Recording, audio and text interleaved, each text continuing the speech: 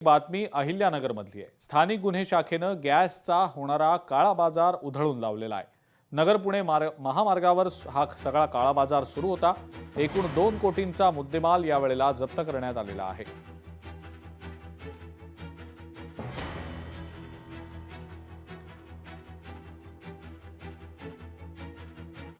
यानंतरची बातमी नागपूरमधली आहे। नागरिकांनी घाबरून जाण्याची गरज नाही आणि पेट्रोल पंपवर विनाकारण गर्दी करण्याचीही गरज नाही, असं आवाहन जिल्हाधिकारी डॉक्टर विपिन इटनकर यांनी केलेलं आहे।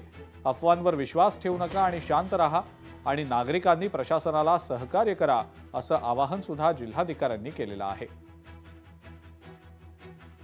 याच्यामध्ये मी ऑलरेडी सांगितलं, एक हप्त्या पहिले सिलेंडर आणि यासाठी होत होतं, आता ते स्टॅबिलाइज झालेलं आहे। तुम्ही बघा आता तेवढा गर्दी कोणीच नाही आहे। तर त्यामुळे माझी विनंती आहे नागपूरकरांना की सिमिलरली ज्या प्रकारे सिलेंडरला तुम्ही पॅनिक होत होते, आता पॅनिक अननेसेसरी पॅनिक, आपण त्याला पॅनिक बाईंग म्हणतो, पॅनिक बाईंग करायची कसलीच गरज नाही आहे। काल तुम्ही बघितलं असेल की गव्हर्नमेंट ऑफ इंडियाचे सगळे अधिकाऱ्यांनी त्याची प्रेस घेऊन सांगितलेलं आहे। आपल्या स्टेट गव्हर्नमेंटकडूनही सीएम सरांनी पालकमंत्री सगळ्यांनी सांगितलं नाही। आम्ही हेच सांगतो की कसलीच टंचाई नाही आहे, अननेसेसरी पॅनिक बाईंग करू नका। पेट्रोलसाठी गडचिरोलीमध्ये रांगा लागल्याचं पाहायला मिळत आहे। गेल्या 3 दिवसांपासून मोजकेच पेट्रोल पंप गडचिरोलीतले सुरू असल्याची माहिती मिळते। मात्र प्रत्यक्षात टंचाई नसून पंपांकडे असलेल्या थकबाकीमुळे कंपन्यांनी पंप चालकांना पेट्रोल देणं बंद केल्याचं पंपावरील व्यवस्थापकांनी स्पष्ट केलं आहे।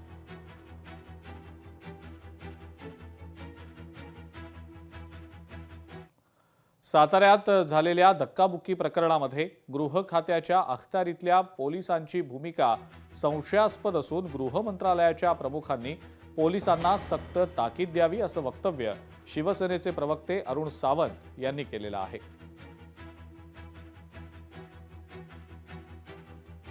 गृह मंत्रालयाने पोलिसांना सक्त ताकीद दिली पाहिजे, कारण एसपी म्हणा किंवा इतर कोणी म्हणा, जर गृह मंत्रालयाचा किंवा गृह मंत्रालयाच्या प्रमुखाचा जर धाकच नसेल तर अशा गोष्टी एसपी किंवा इतर अधिकारी सतत करत राहणार आणि ना आमदाराला किंमत उरणार, ना मंत्र्याला, ना पालकमंत्र्याला।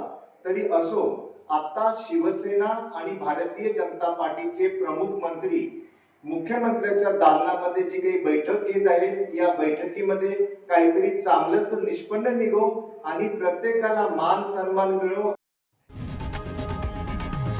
लोकशाही मराठी ऐका, पहा, जागरूक रहा।